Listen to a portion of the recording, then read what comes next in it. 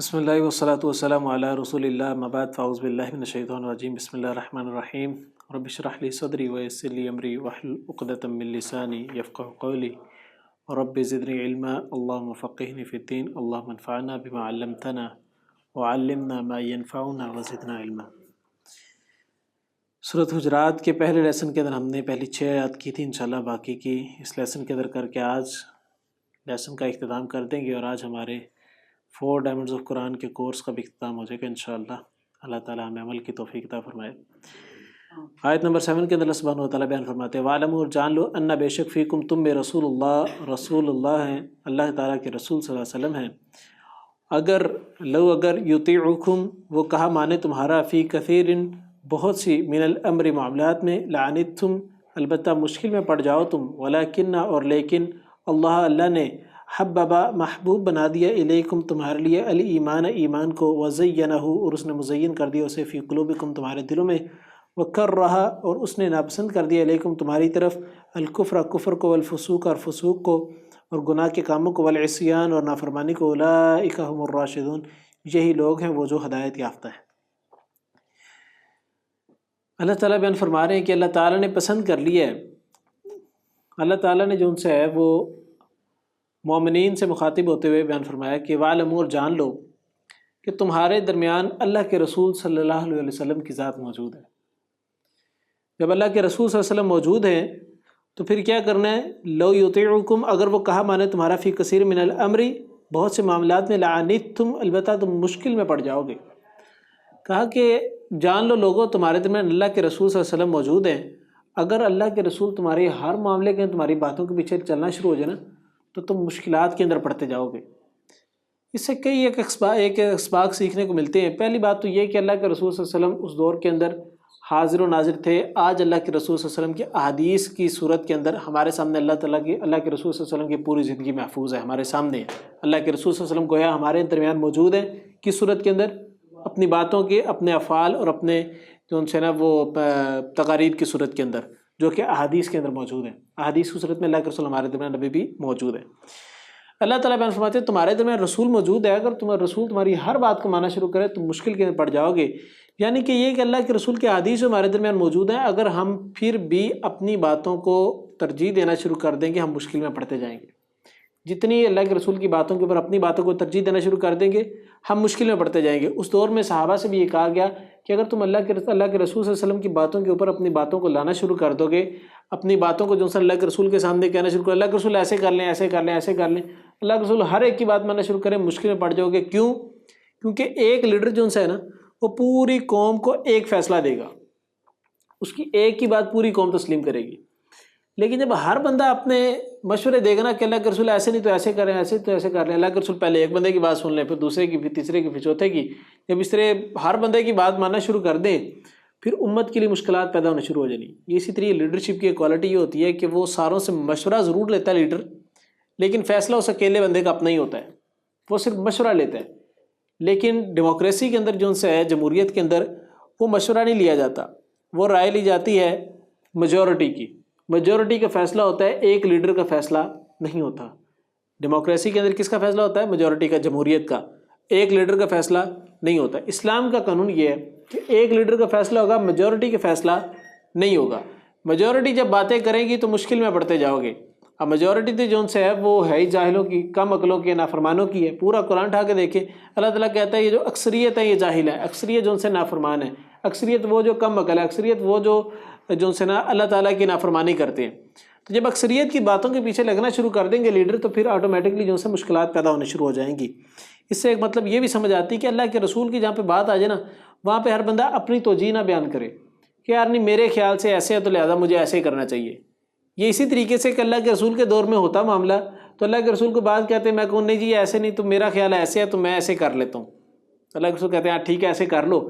اس طریقے سے ہر بندہ آگے کہتا ہے، اللہ کے رسول کہتے ہیں ٹھیک ہے ایسے کر لو، تو ہر بندے کے لیے مشکل پیدا ہو جاتی۔ اس سے ایک سبق سیکھنے کو یہ ملتا ہے کہ استاد جب کوئی بات کہہ دے نا اس کو تسلیم کر لیں، اس کے اوپر لمبی چوڑی بحثوں میں نہ پڑیں۔ جب بحث کے اندر پڑ جائیں گے مشکلات پیدا ہونا شروع ہو جائیں گی۔ بنی اسرائیلیوں سے موسیٰ علیہ السلام نے کہا کہ بچڑے کو ذبح کر دو۔ اب انہوں نے جو ان سے ہے وہ اپنے لیے مشکلات کیسے پیدا کی؟ انہوں نے کہا کہ وہ بچڑے کا رنگ کیسا ہو؟ موسیٰ نے ان کی بات مانی اور فوراً اللہ سے سوال کیا کہ اللہ اس بچڑے کا رنگ کیسا؟ اللہ نے کہا ایسا رنگ ہو۔ پھر بنی اسرائیل نے سوال کیا موسیٰ مجھے بتائیں کہ وہ اس کی عمر کتنی ہو؟ موسیٰ علیہ السلام نے پھر اس بندے کی بات مانی، ان لوگوں کی بات مانی، اللہ نے سوال کیا، اللہ نے وہی بتایا۔ اب جتنے وہ سوال کرتے جا رہے ہیں موسیٰ علیہ السلام سے، موسیٰ ان کی باتوں کو مانتے جا رہے ہیں اور ان کے لیے مشکلات پیدا ہو گئی۔ اور ایک وقت آیا کہ بچڑا جو اینڈ میں ساری نشانیاں دیکھ کر جو بچڑا بنا نا، وہ بچڑا تھا جس کی وہ عبادت کرتے تھے۔ وہ ہر گائے کی عبادت، ہر بچڑے کی عبادت نہیں کرتے تھے، وہ خاص قسم کا بچڑا ہوتا تھا، ساری کوالٹی اس کے اندر پوری ہوتی تھی، وہ خاص قسم کا ہوتا تھا جس کی عبادت کی جاتی تھی۔ اور جتنے سوال کرتے گئے اتنے پھنستے گئے، اینڈ میں جا کے بچڑا وہی بن گیا جس بچڑے کی عبادت کرتے تھے۔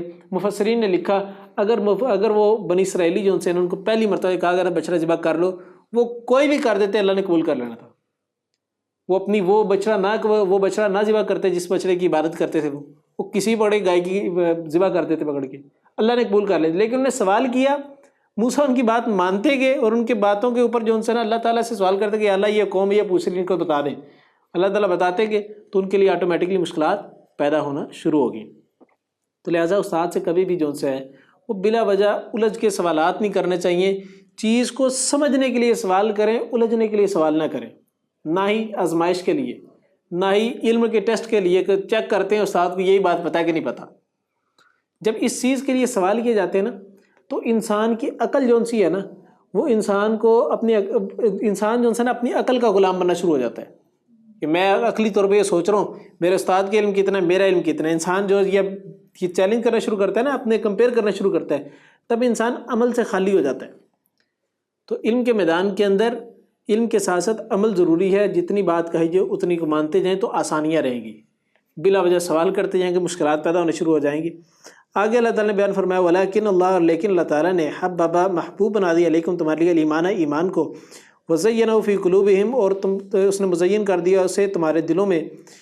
آگے اللہ تعالیٰ نے بیان فرمایا کہ یہ جو تم ایمان کو، اللہ کے رسول صلی اللہ علیہ وسلم کی بات کو جو سے نا مان لیتے ہو نا چھپ کر کے، یہ اس لیے کہ اللہ تعالیٰ نے تمہارے لیے ایمان کو پسند کر لیا، یعنی تمہارے دلوں کے اندر ایمان جو ہے نا وہ رچ بس گیا۔ ایمان ہوتا کیا ہے؟ ایمان یہی ہے نا کہ بندے نے بات کہہ دی، تسلیم کر لی، اللہ کے رسول نے کہہ دیا میں ایمان لے آیا، آمنا وصدقنا، میں ایمان لایا، میں نے تصدیق کر دی، سمعنا واطعنا، میں نے سن لیا اور میں نے فوراً سے اطاعت کر لی، میں نے اس میں لمبی چوڑی باتیں نہیں کی، کوئی بحث کے اندر نہیں پڑا۔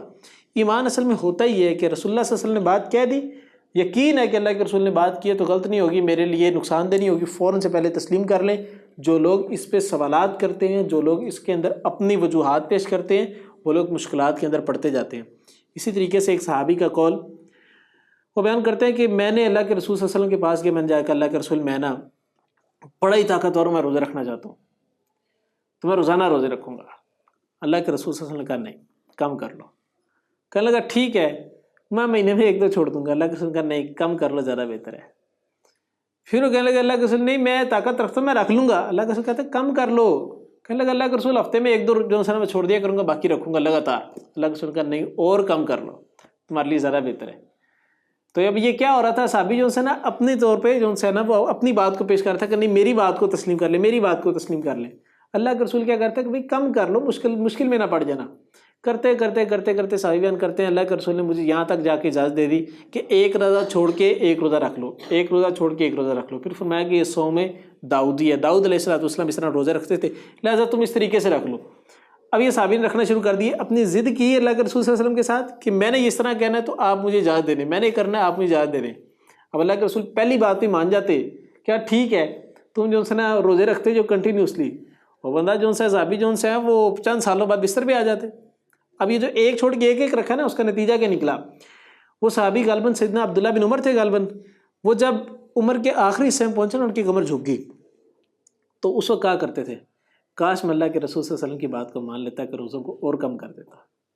یہ وہ بات ہے کہ انسان اپنی باتوں کو پیش کرتا ہے، جو اللہ کے رسول بات کو مانتے جائیں گے مشکل میں پڑتے جائیں گے۔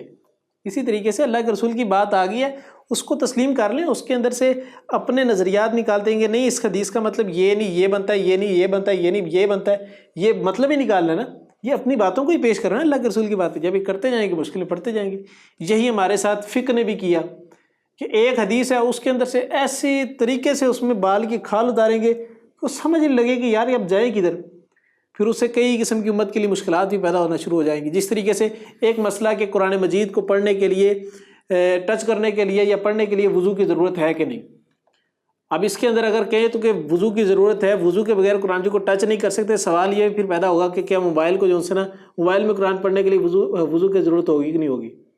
پھر اب جو ان سے ہے وہ ایک بندہ جو آفس کے اندر بیٹھا ہے، میرے سے ایک اسٹوڈنٹ نے سوال کیا، کہتی میں آفس میں بیٹھی ہوتی ہوں تو اب وہاں پہ فارغ ٹائم ہوتا ہے، وضو نہیں ہمارا ہوتا، تو میں فارغ ٹائم میری عادت ہے کہ میں قرآن پڑھتی ہوں، میں موبائل پہ دیکھ قرآن پڑھتی ہوں، مجھے کسی بندے نے منع کر دیا کہ نہیں ایسے نہیں کرنا، وضو نہیں ہے تمہارا. کہتی کیا میں قرآن پڑھنا چھوڑ دوں؟ اب یہ مشکلات ہے. جب امت کے لیے آپ بال کی کھال اتاریں گے نا، اپنے رسول کی بات کے اوپر اپنی باتوں کو لے کے آتے جائیں گے، اپنے فیصلے سناتے جائیں گے، پھر مشکلات امت کے لیے پیدا ہونے شروع ہو جائیں گی. بہرحال اللہ تعالیٰ نے فرمایا وَكَرَّهَ عَلَيْكُمْ، اور اس نے ناپسند کر دیا تمہاری طرف الکفر، کفر کو، والفسوق، اور گناہ کو، والعصیان، اور نافرمانی کو. اللہ تعالیٰ نے تمہارے لیے یہ نافرمانی، گناہ کے کام اور بری چیزیں اللہ تعالیٰ نے تمہارے لیے ناپسند کی ہیں، لہذا ان کو چھوڑ دو.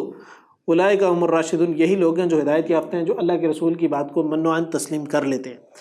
فضلاً، فضل ہے من اللہ، اللہ تعالیٰ کی طرف سے، ونعمتاً، اور نعمت ہے، واللہ علیم الحکیم، اللہ تعالیٰ خوب علم رکھنے والا، خوب حکمت والا ہے. پھر آگے اللہ تعالیٰ بیان فرماتے ہیں وَإِنْ، اور اگر طائفتانی، دو گروہ، من المؤمنین، مومنوں میں سے، اقتتلوا، وہ باہم لڑ پڑیں، فَأَصْلِحُوا، تو صلح کرا دو، بینہما، درمیان دونوں کے. آگے اللہ تعالیٰ بیان کر رہے ہیں کہ اگر دو گروہ مومنوں کے آپس میں لڑ پڑے نا، دو گروہوں سے مراد دو لوگ بھی ہو سکتے ہیں، دو سے زیادہ بھی ہو سکتے ہیں، یعنی ایک گروہ کے اندر ایک بندہ اکیلا بھی ہو سکتا ہے اور زیادہ سارے پورا گروپ بھی ہو سکتا ہے. ٹھیک ہے، یعنی کوئی بھی مسلمان آپس میں اگر لڑ پڑے، کہنے کا مطلب یہ مسلمان آپس میں اگر لڑ پڑے تو کیا کرانا ہے، تم نے اس کی صلح کرا دینی ہے. فائن، پھر اگر بغت، زیادتی کرے، احداہما، ان دونوں میں سے ایک، علی الاخری، دوسرے پر، فقاتلوا، تو لڑو، التی، اسے جو تبغی، زیادتی کرے، حتی، یہاں تک کہ تفی، وہ پلٹ آئے، الی امر اللہ، طرف اللہ تعالیٰ کے حکم کے. فائن، پھر اگر فآتت، وہ پلٹ آئے، فاصلحوا، تو صلح کرا دو، بینہما، دونوں کے درمیان، بالعدل، ساتھ عدل کے، واقسطوا، اور انصاف کرو، ان اللہ یحب المقسطین، بے شک اللہ تعالیٰ پسند کرتا ہے انصاف کرنے والوں. اب بات سمجھنے والی یہ ہے، اللہ تعالیٰ نے کہا کہ مومنوں کے گروہ آپس میں لڑ پڑے، تم نے کیا کرانی، صلح کرانی. ہمارا رویہ کیا ہوتا ہے، دو لوگ آپس میں لڑ رہے ہو نا، کہتے ہیں نہیں یار میرا معاملہ نہیں، میں اس طرح کی باتوں میں نہیں پڑتا، چھوڑ دیتے ہیں. ہم وہ آپس میں لڑتے جڑتے مرتے رہتے ہیں، گالیاں نکالتے ہیں، آپس میں نفرتیں پیدا ہوتی رہتی ہیں. ہم کھڑے ہو کے دیکھ رہے ہیں بس یہ لڑ رہے ہیں، اجی لڑتے رہے، میں ان کی باتوں میں نہیں آتا، میں ان کی صلح نہیں کراتا، میں جو ان سے نا وہ بھاگتے گھوڑوں کے درمیان آ کے ٹانگیں نہیں پھنساتا اپنی. جب اس طرح کی باتیں کریں گے آپس میں لڑتے رہیں گے. اللہ کہہ رہا ہے صلح کراؤ، ہم کہہ رہے ہیں نہیں میں ان کی باتوں میں نہیں آتا. نعوذ باللہ من ذالک. یہ صلح کرانے کا حکم کیوں دیا؟ اللہ کے رسول صلی اللہ علیہ وسلم کی حدیث ہے، المسلم اخو المسلم، مسلمان کا بھائی ہے. المؤمن کالجسد الواحد، مسلمان مومن جو ان سے ہیں یہ ایک جسم کی مانند ہے.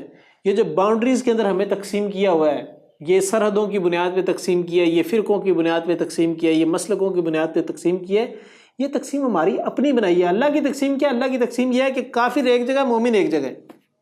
المؤمن کالجسد الواحد، مومن ایک جسم کی مانند ہے، چاہے وہ ایک مومن امریکہ میں بیٹھا ہے، چاہے پاکستان میں بیٹھا ہے، چاہے افغانستان میں، چاہے فلسطین میں بیٹھا ہے. فلسطین میں بیٹھے ہوئے مسلمانوں کے جسم پہ لگنے والا ایک ایک کٹ ہمارے جسم پہ لگنے والے ایک ایک کٹ کے برابر ہونا چاہیے. ہمیں اس کی تکلیف ہونی چاہیے جو تکلیف ہمیں ان کے جسم پہ، جو فلسطینیوں کے جسم پر جو زخم آتے ہیں ان کی تکلیف ہے ہمارے جسم پہ محسوس ہونی چاہیے. ہوتی ہے المؤمن کالجسد الواحد، مومن ایک جسم کی مانند ہے. تو جگر جو ان سے نا وہ آپس میں ہم لوگ سردوں کی بنیاد پہ تقسیم ہو کے آپس میں لڑتے رہتے ہیں. تو اللہ تعالیٰ نے تو حکم دیا ہے کہ جناب فاصلہ ہو تو صلح کرا دو آپس میں. پھر فرمایا کہ اگر ان دونوں میں سے ایک گروہ زیادتی کر رہا ہو تو ساتھ کس کا دینا ہے؟ اپنے دوست کا نہیں، اپنے بھائی کا نہیں، کہ نہیں جی یہ دو لوگ لڑ رہے ہیں، ان میں سے ایک میرا بھائی ہے اور ایک جو ان سے نا پرایا بندہ ہے تو میں اس کا ساتھ دوں جو میرا بھائی ہے. یا جو ان سے نا دو لوگ لڑ رہے ہیں، ایک میرا دوست ہے اور دوسرا جو ان سے نا کوئی غیر بندہ ہے تو میں کس کا ساتھ دوں گا؟ دوست کا. یہ ہمارا عمومی رویہ نا. اللہ تعالیٰ نے کیا کہا ہے؟ فَإِن بَغَتْ، پھر اگر زیادتی کرے، احداہما، ان دونوں میں سے کوئی ایک، علی الاخری، دوسرے پر، فقاتلوا، تو لڑو. کس سے لڑو؟ اپنے دشمن سے، اپنے دوست کا ساتھ دیتے ہوئے. فرمایا التی، اس سے جو تبغی، زیادتی کرے. ساتھ اس کا دینا ہے جو لوگ حق پہ ہوں گے. زیادتی کرنے والے کی مخالفت کرنی ہے. صلح کراؤ، اگر نہیں صلح کر رہے تو پھر کیا کرنا ہے آپ نے؟ اگر وہ صلح نہیں کر رہے تو آپ نے کیا کرنا ہے؟ ان کے درمیان میں اس بندے کا ساتھ دینا ہے جو بندہ حق کے اوپر ہے. حق پہ جو بندہ ہے اس کا ساتھ دینا، اور مخالف بندہ ہے اس کی مخالفت کرنی کب تک کرنی ہے؟ اس کے دل میں نفرت نہیں پیدا کرنی اپنے لیے، نہ اپنے دل میں اس کے لیے، تب تک اس کی مخالفت کرنی جب تک وہ پلٹ نہ آئے اللہ تعالیٰ کے حکم کے اوپر۔ یعنی معاملہ کیا سمجھ آئی کہ جب آپس میں لڑائی ہو تو فیصلہ کس کے ذریعے سے کروانا ہے؟ اللہ کی کتاب کے ذریعے سے، فیصلہ قرآن کے ذریعے سے ہوگا، فیصلہ حدیث کے ذریعے سے ہوگا، آپس کی فیصلوں پہ نہیں ہوگا۔ اسی طریقے سے یہ حکومت کا بھی ایک اصول ہونا چاہیے، جب ملک کے اندر کوئی معاملہ چل رہے ہو، ملک کی عدالت کو چاہیے کہ کسی بھی قسم کا معاملہ ہو اس کا فیصلہ کس کے ذریعے سے ہوگا؟ اللہ کی کتاب کے ذریعے سے۔ یہ اللہ کی زمین ہے، اللہ کی سرزمین ہے، اور اللہ کا ہی قانون چلے گا اس کے اوپر۔ ملک میں اگر کوئی عدالت فیصلہ کرے گی تو وہ کتاب اللہ کے اکارڈنگلی کرے گی، اس کے مخالفت میں اگر کرتی ہے تو وہ اللہ تعالیٰ کو جواب دے ہوگی انشاءاللہ۔ تو اللہ تعالیٰ نے کیا کہ دو لوگ اگر لڑائی کر رہے ہوں تو ساتھ اس کا دینا ہے جو کہ حق پہ ہو، اور مخالفت کس کی کرنی ہے؟ جو بغاوت کر رہا ہو، جو حد سے بڑھ رہا ہو، جو لڑائی کو فضول میں بڑھا رہا ہو، اور تب تک مخالفت کرنی جب تک وہ اللہ تعالیٰ کی کتاب کے اوپر نہ آ جائے، اس بات کو تسلیم نہ کر لے کہ ہاں ٹھیک ہے جو قرآن فیصلہ کرے گا مان لیں گے۔ جب وہ اس پہ آ جائے تو پھر فیصلہ کر کے ان دونوں کے آپس میں صلح بھی کرانی ہے۔ یہ ایک جج کے لیے بھی ایک اصول اللہ تعالیٰ نے یہاں بیان کیا، یا وہ بندہ جو ثالث ہے درمیان میں، مصلح ہے، اصلاح کرنے والا، دونوں کو لڑائی جھگڑا ختم کروانے والا ہے، فیصلہ کرنے والا ہے، اس کو چاہیے کہ فیصلہ تو کر دے کہ یہ بندہ صحیح ہے یہ بندہ غلط ہے، اور فیصلہ کر کر چھوڑ نہ دے، ان کے آپس میں صلح بھی کروائے، محبت دوبارہ ویسی پیدا کروائے، ان کو اٹھائے، ان سے کہو چلو بھائی اٹھو جفی ڈالو بھائی، اٹھو بھائی تم لوگ نے اب جو ہے نا وہ ایک دوسرے کا ساتھ دینا ہے، ایک دوسرے کا کٹھے بیٹھنا ہے، ایک دوسرے سے کھانا کھانا ہے، ایک دوسرے کو دعوت پہ بلانا ہے۔ یہ جو رویہ ہے یہ مومنین کے اندر ہونا چاہیے۔ کیوں؟ کیونکہ المسلم اخو المسلم، مسلمان مسلمان کا بھائی ہے۔ آگے پھر فرمایا کہ انما بے شک المؤمنون، مومن تو اخوۃ بھائی ہیں، فاصلحوا تو صلح کرا دو، بین اخویکم اپنے دو بھائیوں کے درمیان، واتقوا اور ڈرو اللہ تعالیٰ سے، لعلکم تاکہ تم ترحمون تم رحم کیے جاؤ۔ اللہ تعالیٰ نے پچھلی آیت کے اینڈ میں بیان کیا ان اللہ یحب المقسطین، اللہ تعالیٰ پسند کرتا ہے انصاف کرنے والوں کو۔ اللہ کے رسول صلی اللہ علیہ وسلم کی حدیث، کل قیامت کے دن اللہ کے عرش کے سائے کے اندر 7 قسم کے لوگ ہوں گے۔ جس دن کوئی سایہ نہیں ہوگا اس دن ایک سایہ ہوگا اللہ کے عرش کا، اور اس میں 7 قسم کے لوگ ہوں گے۔ جو راویوں بیان کرتے ہیں کہ اللہ کے رسول صلی اللہ علیہ وسلم نے سب سے پہلے جو ٹائپ بیان کی نا ان لوگوں کی جو عرش کے سائے میں ہوں گے، وہ لوگ ہوں گے جو کہ حق پر فیصلے کرنے والے ہوں گے، انصاف کرنے والے ہوں گے۔ یعنی اتنا بڑا مقام ہوگا۔ پھر اللہ کے رسول صلی اللہ علیہ وسلم نے بیان فرمایا جو حق پر فیصلے کرنے والے ہوں گے، انصاف کرنے والے ہوں گے، کل قیامت کے دن وہ اللہ تعالیٰ کے عرش کے سامنے جو ان سے ہے وہ اللہ تعالیٰ کے دائیں جانب بیٹھے ہوں گے، اور ان کے دونوں ہاتھ دائیں ہوں گے۔ اور یہ تصور کریں کہ اللہ تعالیٰ نے ان لوگوں کو اپنے دائیں جانب بٹھایا ہو جو لوگ حق پر فیصلے کرنے والے ہوں، عدل کرنے والے ہوں، اور حق اللہ تعالیٰ کے دائیں جانب بیٹھے ہوں۔ پوری انسانیت دیکھ رہی ہے ان لوگوں کو کہ یار یہ وہ لوگ ہیں جو حق پہ فیصلے کرنے والے تھے، یہ وہ لوگ ہیں جو انصاف کرنے والے تھے۔ ٹھیک ہے، تو یہ جو ان سے ہے نا وہ اللہ تعالیٰ نے اسی کے بارے میں بیان کیا، ان اللہ یحب المقسطین۔ آگے اللہ تعالیٰ بیان کرتے ہیں اگر 2 بھائی آپس میں لڑ پڑیں تو ان کے درمیان صلح کروا دو۔ بھائیوں سے مراد مسلمان ہیں، مومن آپس میں لڑیں ان کی صلح کروانی ہے، ان کے درمیان میں جلتی بوجھتی کام نہیں کرنا، جلتی پہ تیل بھی نہیں ڈالنا، اور ان کے معاملے کو چھوڑ بھی نہیں دینا، بلکہ کیا کرنا ان کے درمیان محبت پیدا کروانی ہے۔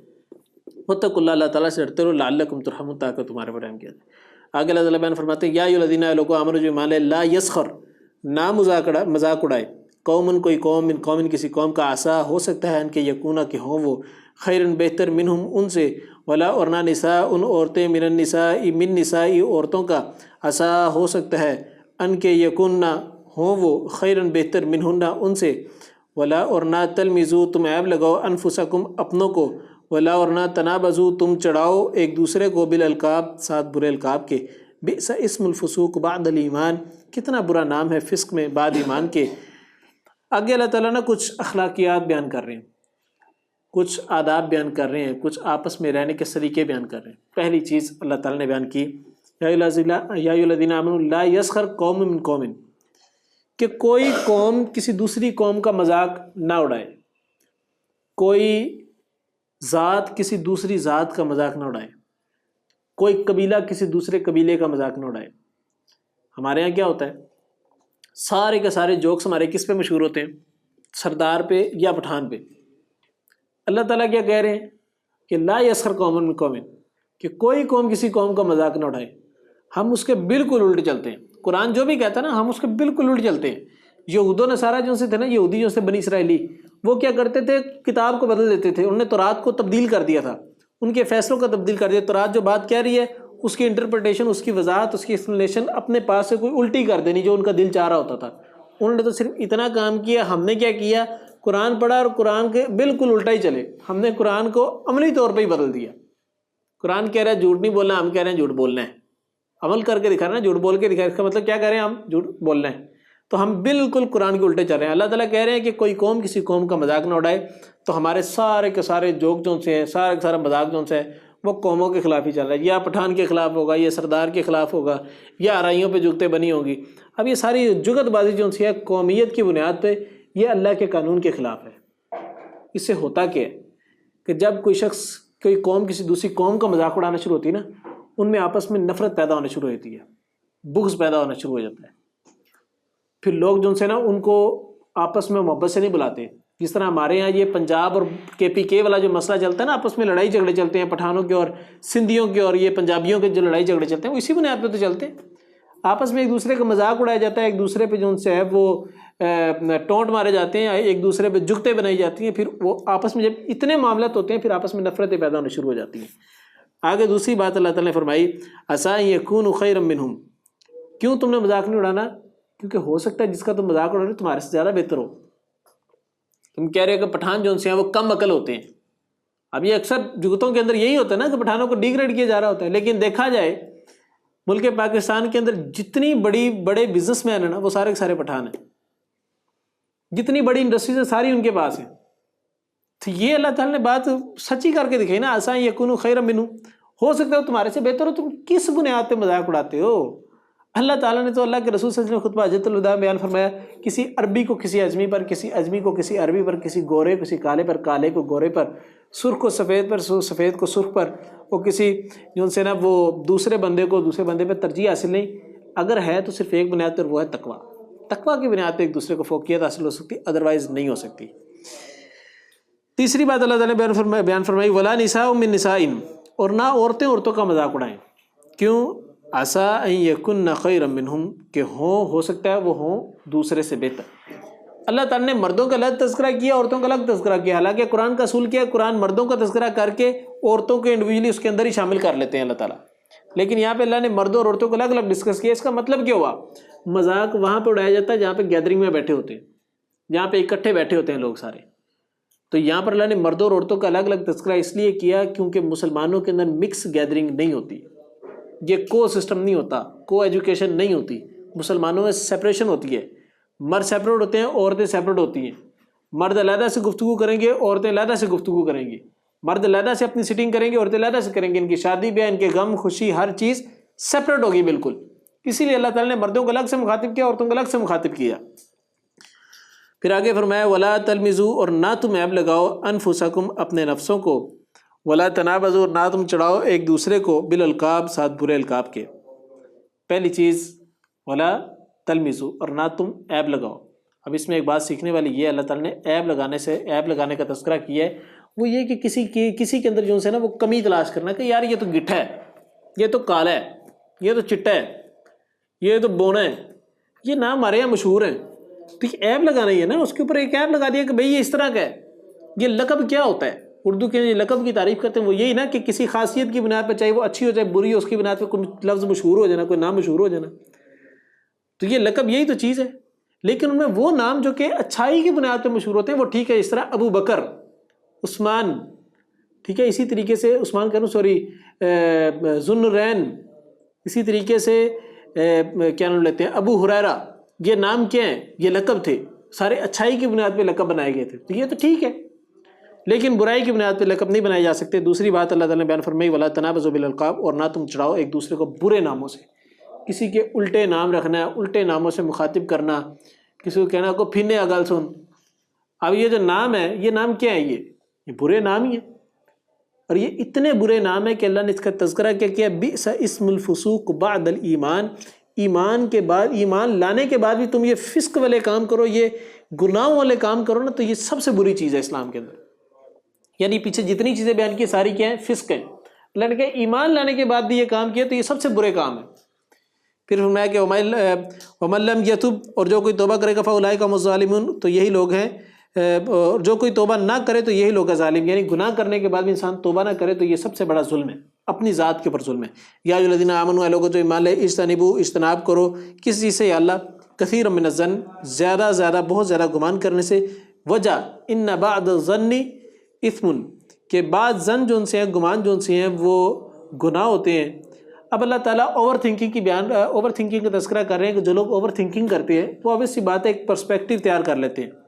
مثال کے طور پہ ایک بندے کے ساتھ میرا کوئی معاملہ ہوا، تھوڑا سا اوپر نیچے معاملہ ہو گیا، میں بیٹھا اس کے بارے میں سوچ رہا ہوں، اچھا یہ بندہ جو سے نا اس نے میرے بارے میں اس طرح بات کی تھی ایک مرتبہ، تو لہٰذا یہ بندہ ایسے بھی ہے، ایسے بھی ہے، ایسے بھی ہے، سوالات اپنے مائنڈ کے اندر کھڑے کرتے رہتے ہیں، پھر ان کے جوابات بھی خود ہی دیتے جاتے ہیں۔ کسی بندے کے متعلق کسی ایک چھوٹی سی بات کو لے کے اپنے ذہن کے سوالات گڑتے رہنا، پھر ان کے جوابات بھی پھر خود ہی بیٹھ کے بناتے رہنا، پھر جب جوابات بنا لیے، اب اس کی بنیاد پہ ایک ذہن میں نظریہ سیٹ کرنا، نہیں اب تو بندہ ہے ہی میرے مخالف، یہ تو بندہ ہے ہی جھوٹا، اس بندے نے تو ہمیشہ میری مخالفت ہی کرنی ہوتی۔ کیوں؟ کیونکہ ہم نے خود ہی سے اپنے اندر سے جو اس کے لیے اس کے متعلق سوالات کھڑے کیے کہ اس نے میرے ساتھ ایسا کیوں کیا، سوال کھڑا ہو گیا، اس نے مجھے یہ لفظ کیوں کہا، اس نے مجھے اس طرح کا میسج کیوں کیا، اب یہ سوال کھڑا کر دیا، اب اس کا جواب ہم خود ہی دیتے ہیں۔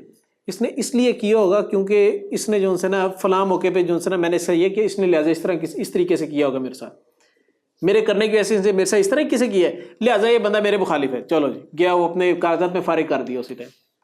یہ جو ساس بہو کے لڑائی جھگڑے کیا ہے، یہ یہی تو چیز ہے کہ یہ ظن ہے، گمان ہے، یہ اوور تھنکنگ ہے۔ بیٹھ کے بہو سوچ رہی ہے کہ بہو کی، بلکہ جو لڑکی کی ماں ہے وہ سوچ رہی ہے کہ میری بیٹی جو سے نا وہ دوسرے گھر گئی ہے، بیٹی کو تھوڑا بہت کھانا نہیں بنانا تھا، چھوٹی عمر اب نہیں بنانا تھا، اب کیا کریں، تو وہاں پر اس کی ساس نے اس کو اس طریقے سے بات کہہ دی، تو اب میری بیٹی تو کمزور ہے، تو اس نے اس طریقے سے سوچا، تو لہذا ساس بری ہے، چلو جی فارغ ہوگی ساس۔ اب یہ لڑائی جھگڑے اتنے جو چل رہے ہیں یہ انہی بنیادوں پہ چل رہے ہیں، اوور تھنکنگ۔ لوگ آپس میں نفرتوں کا شکار ہیں، ایک دوسرے کی شکل دیکھنا پسند نہیں کرتے، جنازے پڑھنا پسند نہیں کرتے، کیوں؟ اوور تھنکنگ ایک دوسرے کے خلاف اتنی زیادہ کی ہے کہ لوگوں کے درمیان نفرتیں بہت زیادہ بڑھ چکی ہیں، کینے بڑھ چکے ہیں، بغض بڑھ چکے ہیں، لوگوں میں فساد پیدا ہو چکا ہے، آپس میں جھگڑے پیدا ہو چکے ہوئے۔ اور آگے کہا کہ ان بعض الظن اثم، وجہ کیا ہے اوور تھنکنگ کیوں نہیں کرنی؟ کیونکہ یہ گناہ کا کام ہے۔ اب لوگ کہیں ہمیں تو اوور تھنکنگ کی عادت ہے، سر میں اوور تھنکنگ سے نہیں نکل سکتی۔ کیوں نہیں نکل سکتے بھائی؟ میں کہوں کہ زنا چھوڑ دو، آپ کو نہیں، میں زنا نہیں چھوڑ سکتی، میں کیوں نہیں چھوڑ سکتی بھائی؟ دل کرتا ہے، ہاں جی دل کرتا ہے جی، تو پھر ٹھیک ہے، پھر لگا رہے، انسان لگا رہے، کیونکہ جنم جب اس نے خریدنے کا سودا کر لیا تو لگا رہے۔ پھر ہم کہتے ہیں اوور تھنکنگ چھوڑیں، آپ بیٹھ کے اپنے آپ کو بیزی کریں۔ اوور تھنکنگ چھوڑنے کا ایک طریقہ کار یہ بھی ہے کہ انسان جو ہے وہ خیر کے کاموں کے اندر جٹ جائے، انسان خیر کے کاموں کے اندر لگ جائے، اپنے آپ کو بیزی کر لے، بیزی اسکیجول تیار کر لے، اپنا پورا ٹائم ٹیبل جو ہے نا وہ ٹف کر لے اور بیزی اسکیجول بنا لے اور خیر کا سارا بنائے، تو انسان کو نہ تو فارغ وقت ملے، نہ فارغ وقت ملے گا نہیں تو وہ سوچے گا بھی نہیں فارغ بیٹھ کے، جب سوچے گا نہیں تو اس کے دل میں، اس کے وہم و گمان میں برے خیالات نہیں پیدا ہوں گے۔ دوسری چیز بیان فرمائی ولا تجسسوا، نہ تم تجسس کرو۔ جب انسان گمان برا کرتا ہے نا، اوور تھنکنگ کی بنیاد پہ انسان کو ایک خاص پرسپیکٹیو تیار کرتا ہے، میرے خلاف یہ بندہ میرے خلاف ہی ہے، اب اس پہ دلیل قائم کرنی، انسان نے اپنے پاس دلیل لانی ہے کہ یہ بندہ کیوں میرے خلاف ہے، اس پہ پھر انسان تجسس کرتا ہے، اس کے پیچھے ٹو میں لگ جاتا ہے کہ میں دیکھوں تو صحیح یہ بندہ کیا کر رہا ہوتا ہے، یہ بندہ میرے خلاف ہے، اس نے میرے خلاف اور کس سے باتیں کی، اس سے جا کے پوچھتا ہے اس نے میرے خلاف کیا بات کی، اس نے میرے خلاف کیا بات کی، اس سے بھی جا تم نے اس نے جب وہ تمہارے سے ملا تھا اس نے میرے خلاف کوئی بات کی تھی۔ اب یہ کیا ہے؟ یہ تجسس ہی پیدا کرنا ہے، یہ ٹو کے اندر لگنا۔ اللہ نے کہا کہ اوور تھنکنگ نہیں کرنی، اور اس سے جو پیدا ہونے چیز ہے، بیماری ہے، وہ ہے تجسس بھی نہیں کرنا۔ ولا یکتب، اور نہ غیبت کرو۔ اور جب یہ تجسس بھی ہونا شروع ہو گیا، کنفرم ہو گیا، اب لوگوں کو جا کے بتانا وہ بندہ میرے خلاف باتیں کرتا ہے، وہ بندہ برا ہے، وہ بندہ زانی ہے، وہ بندہ شرابی ہے، کیوں؟ کیونکہ میں نے سوچا تھا اس طریقے سے، اس نے فلاں موقع میں نے اس طریقے سے دیکھا، میں نے فلاں موقع پہ دیکھا کہ وہ ایک بندہ جو ہے نا وہ لڑکا جو ہے وہ فلاں لڑکی سے اس طریقے چلتا آ رہا تھا، لہٰذا وہ زانی ہے۔ اب زنا کا فتویٰ لگا دیا فوراً سے، کیوں؟ کیونکہ اس کے اندر ایک تو ہم نے سوچا، خود ہی سے ایک پرسپیکٹیو تیار کیا کہ جناب یہ لڑکا لڑکی کے ساتھ آ رہے تھے، ظاہر سی بات ہے کسی جگہ سے کوئی روم سے اٹھ کے آ رہے ہوں گے، انہوں نے زنا کیا ہوگا، خود ہی سے ایک نظریہ تیار کیا، پھر اس پہ جو ہے نا لوگوں کو جا کے بتایا کہ اس نے جو یہ زانی ہے۔ یہ جو غیبت کرتے جا رہے ہیں اسی بنیادوں پہ ہی ہے۔ آگے فرمایا ولا یغتب بعضکم بعضا، اور نہ تم غیبت کرو بعض کی۔ غیبت کے متعلق اللہ کے رسول صلی اللہ علیہ وسلم سے سوال کیا، اللہ کے رسول غیبت کیا ہے؟ آپ علیہ الصلوۃ والسلام نے فرمایا تم اپنے بھائی کے خلاف کوئی ایسی بات کرو جو اس کو ناپسند ہو، اس کے پیچھے سے کوئی ایسی بات کرو جو اس کو ناپسند ہو۔ صحابی کہنے لگے اللہ کے رسول اگر وہ برائی جو ہم نے کسی کے بارے میں بیان کیا کسی کے ساتھ، وہ برائی اگر اس کے اندر موجود ہو تو پھر، اور واقعی جو میں نے بات کی بات تو سچی ہو تو پھر اللہ کے رسول کا یہی تو غیبت ہے۔ اگر تم اس کے خلاف کوئی ایسی بات کرو کسی دوسرے بندے سے، تھرڈ پرسن جا کوئی ایسی بات کرو جو اس کے اندر موجود نہیں ہے، یہ تو بہتان ہے، اور اگر اس کے اندر موجود ہے یہ غیبت ہے۔ غیبت کے متعلق اللہ کے رسول صلی اللہ علیہ وسلم اللہ تعالیٰ نے قرآن مجید میں بیان فرمایا جو بڑا سخت قسم کا اصول ہے۔ وہ کیا اصول ہے کہ غیبت کرنا جس طریقے سے تم اپنے بھائی کا گوشت کھا رہے ہو۔ آگے اللہ تعالیٰ نے تذکرہ کیا نا، ایحب احدکم ان یاکل لحم اخیہ میتا فکرہتموہ، کیا تم پسند کرتے ہو کہ تم اپنے بھائی کا، مردہ بھائی کا گوشت کھاؤ جس کو تم انتہائی کراہت کے ساتھ کھا رہے ہو، کراہت کا محسوس کر رہے ہو۔ یہ مردہ بھائی کا گوشت کھانا غیبت کیوں ہے؟ جب انسان کسی غیبت کر رہا ہوتا ہے نا تو اس کی غیر موجودگی میں کر رہا ہوتا ہے۔ جب غیر موجودگی میں کر رہا ہوتا ہے تو وہ بندہ چاہ کے بھی اپنی غیبت کروانے سے رکوا نہیں سکتا کسی کو، یعنی کہ اپنے آپ کو اس برائی سے چھڑوا نہیں سکتا جس برائی کے طور پہ اس کو، جو برائی اس کے اوپر تھوپ رہا ہوں کہ بندہ یہ برائی کرتا ہے۔ میں غیبت کر رہا ہوں نا، جس کی میں غیبت کر رہا ہوں وہ چاہ کے بھی اس برائی کو میرے سے نکلوا نہیں سکتا کہ میں نے جو اس کے بارے میں بات کی اس بات کو رکوا نہیں سکتا، ٹھیک ہے۔ وہ اسی طریقے اس طرح مردہ ہے اور مردہ ہوتے ہوئے اپنے گوشت کو چھڑوا نہیں سکتا، اسی طریقے سے میں اس کا گوشت کھا رہا ہوں، نعوذ باللہ من ذالک۔ کو بندہ پسند کرتا ہے کہ اپنے بھائی کا گوشت کھائے، اور یار کو بندہ یہ نہیں پسند کرتا کہ مری مرغی کھائے۔ جب مری مرغی کھانا پسند نہیں ہے تو پھر کجا یہ کہ انسان بھائی کا گوشت کھائے اور وہ بھی مردے کا، نعوذ باللہ من ذالک۔ اللہ تعالیٰ اس سے بچائے۔ کتنا بڑا گناہ ہے، اور ہم کتنے آرام سے بیٹھ کے ایک دوسرے کی غیبت کرتے رہتے ہیں۔ اب غیبت ہوتی کیا ہے؟ اس کو میں نارمل انداز میں سمجھاؤں نا، سمپل ورڈز میں، وہ یہ کہ آپس میں دو دوست بیٹھے، ڈسکشن چل رہی۔ کیا ڈسکشن چل رہی؟ یار میں وہ جو سب کو آفس جاتا ہوں نا تو میرا باس ان سے نا بڑا عجیب سا بندہ ہے، وہ مجھے اس طرح باتیں کرتا ہے، مجھے یہ کہتا ہے، مجھے وہ کہتا ہے، میں نے یہ کہا تو اس نے مجھے پکڑ کے مجھے ڈانٹ دیا، مجھے یہ کہا تو فلاں بندے کی اس نے فیور کر دی۔ اب یہ کیا ہو رہا ہے؟ یہ آپس میں بیٹھ کے ڈسکشن ہو رہی ہے، یہ اس باس کی غیبت ہو رہی ہے۔ انسان گھر سے لڑ کے نکلا، جا کے دوستوں کے بیٹھ گیا، جا کے میرے ابا جان بڑے عجیب قسم کے بندے ہیں، انہوں نے مجھے یہ بات کہہ دی تو میں جو ان سے نا میں نے ان سے ذرا سی اتنی سی بات کی اور مجھے مارنا شروع کر دیا انہوں نے، تو انہوں نے میرے ساتھ یہ کر دیا وہ کر دیا، وہ میرے سے پیار نہیں کرتے۔ اب یہ کیا چیز ہے؟ یہ غیبت ہی ہے اور کیا؟ اپنے باپ کا نعوذ باللہ من ذالک مردے کا گوشت کھا رہے ہیں، نعوذ باللہ من ذالک۔ اپنی ماں کی اس طرح برائیاں کرتے ہیں، دوستوں کی برائیاں کر رہے ہیں۔ کچھ لوگوں کی عادت ہوتی ہے وہ ادھر بھی بات کرتے ہیں ادھر بھی جا کے بات کر رہے ہوتے ہیں۔ ادھر ایک بندے ایسا بیٹھے ہیں ڈسکشن کر رہے ہیں کہ یار وہ بندہ تمہارے لیے جو سر اچھا نہیں، میں نے اس کو دیکھا تمہارے خلاف نا فلاں بندے کو باتیں کر رہا ہوتا ہے۔ ادھر سے اٹھ کے گئے ادھر جا کے بیٹھے پھر اس کے خلاف کہ یار وہ فلاں بندہ جیسے نا تمہارے خلاف باتیں کر رہا ہوتا ہے۔ اب یہ ادھر کی برائی ادھر، ادھر کی برائی ادھر۔ یاد رکھے زندگی میں جو بندہ آپ کے سامنے کسی کی غیبت کر رہا ہے نا، وہ آپ کی غیبت بھی جیسے کسی اور کے سامنے جایا کرتا ہوگا، آپ کے خلاف بھی باتیں کسی اور کے سامنے کرتا ہوگا۔ جو کسی کا سگا، جو دوسرے کا سگا نا، وہ آپ کا سگا بھی نہیں ہو سکتا۔ یہ بات یاد رکھیں، اصولی بات ہے۔ اور دوسری بات ہے جو غیبت کر رہے ہیں وہ بھی مردہ کو بھائی کا گوشت کھا رہا ہے، اور جو سن رہا ہے بیٹھ کے غیبت وہ بھی مردہ بھائی کا گوشت کھا رہا ہے۔ اس نے منہ کیوں نہیں توڑا کہ بھائی تیری ہمت کیسے ہوئی تو نے اس کے خلاف بات کی؟ تو یہ بات سوچنے والی ہے۔ آگے اللہ تعالیٰ نے بیان فرمایا یا ایھا الناس، اے لوگو، انا بے شک خلقناکم، پیدا کیا ہم نے تمہیں من ذکر و انثی، ایک مرد سے اور ایک عورت سے، وجعلنا، اور بنایا ہم نے شعوباً قومیں، و قبائل، اور قبیلے، لتعارفوا، تاکہ تم ایک دوسرے کو پہچانو۔ ان اکرمکم عند اللہ اتقاکم، بے شک تم سب میں زیادہ عزت والا اللہ کے نزدیک وہ ہے جو سب سے زیادہ تقوی والا ہے۔ ان اللہ علیم حکیم، بے شک اللہ تعالیٰ خوب علم رکھنے والا، خوب باخبر ہے۔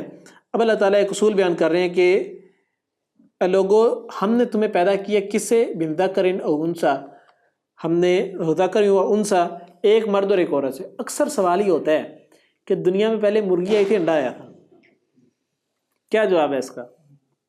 مرغی کا انڈا ہے؟ اللہ نے کہا ہے ذکر انثی، ہم نے مرد اور عورت سے پیدا کیا، یعنی میل اور فیمیل دو آئے ہیں۔ آدم اور حوا آئے ہیں تو آگے پوری انسانیت نکلی ہے۔ اسی طریقے سے اللہ نے قرآن میں بیشتر جگہ تذکرہ کیا، ہم نے ہر چیز کا جوڑا بنایا، تو جوڑا بنایا تو آگے سارے جوڑے نکلے ہیں نا۔ تو پہلے کون آیا ہے؟ مرغا مرغی دونوں ہی آئے ہیں، کوئی انڈا بھی نہیں آیا، نہ صرف مرغی آئی نہ مرغا آیا ہے۔ سمجھا کی بات؟ یہ آج میں نے آپ لوگوں کو ایک پہلی سولو کر دی یہاں پہ، یہ رہتی دنیا تک سولو رہے گی انشاءاللہ۔ اللہ تعالیٰ بیان کر رہے ہیں ہم نے تمہیں مرد اور عورت دو لوگوں سے بنایا، یعنی ایک چیز سمجھنے والی یہ ہے کہ عورت عورت سے آگے بچے پیدا نہیں ہو سکتے، مرد مرد سے آگے بچے پیدا نہیں ہو سکتے۔ جب نہیں ہو سکتے تو آپس میں سیکشول ڈیزائر جو پوری کرنی ہے وہ میل فیمیل ہی کریں گے، ہومو سیکشولیٹی نہیں ہوگی۔ اسی لیے شریعت کے اندر ہومو سیکشولیٹی منع ہے، یہ لواطت منع ہے۔ کیوں؟ کیونکہ اس سے آگے نسل نہیں پیدا ہو سکتی۔ جب نسل نہیں پیدا ہو رہی تو پھر کیا یہ جنسی خواہشات ہے، اپنے دماغ کو تسکین دینا ہے، دماغ کو تسکین خاک ملنی ہے، بلکہ اس سے زیادہ جو انسان وہ ذہنی دباؤ کا شکار ہوتا ہے، انسان بیماریوں کا شکار ہوتا ہے، انسان جو ان سے ہے وہ ذہنی طور پہ ڈپریشن کا شکار ہو جاتا ہے، یہ ان چیزوں کی، ان حرکتوں کی وجہ سے۔ ذرا سروے کر کے دیکھیں دنیا کے اندر گوگل پہ نا، یہ جو لوگ ہومو سیکسولیٹی کے اندر بہت زیادہ ہوتے ہیں نا، LGBTQ والے، ان کی زندگی کے اندر ڈپریشن اور زیادہ ہوتا ہے۔ کیوں؟ کیونکہ وہ جس طریقے سے تسکین لینا چاہ رہے ہیں نا، اپنے مینٹل لیول کو جو سے نا وہ پیسفل لیول پہ لے کے جانا چاہ رہے ہیں، سکون دینا چاہ رہے ہیں اپنے دماغ کو، دل کو تسلی کو، روح کو سکون دینا چاہ رہے ہیں، وہ طریقہ سکون کا ہے ہی نہیں۔ اس سے عارضی سکون فوری طور پہ سکون مل جائے گا، لیکن اس کے بعد کیا ہوگا؟ انسان سوچے پڑے گا، یار میں نے کیا کیا ہے، مجھے ایسا نہیں کرنا چاہیے، ویسا نہیں کرنا، 100 قسم کے سوالات کھڑے ہوں گے، کیونکہ جوابات انسان دے گا وہی جو انسان اوور تھنکنگ کرتا ہے، اور یہی لوگ زیادہ اوور تھنکنگ کرنے والے ہوتے ہیں۔ اللہ تعالیٰ کے ایک فطرتی قانون ہے، اس کے اوپر رہ کے عمل کریں گے تو زندگی کی آسانیاں ہوگی۔ پھر آگے بیان فرمایا کہ وَجَعَلْنَاكُمْ شُعُوبًا وَقَبَائِلَ لِتَعَارَفُوا، اور ہم نے قوموں میں اور قبیلوں میں تمہیں تقسیم کیا تاکہ تم پہچانے جاؤ۔ سبحانک اللہم وبحمدک، اشہد ان لا الہ الا انت، استغفرک واتوب الیک۔ السلام علیکم ورحمۃ اللہ وبرکاتہ۔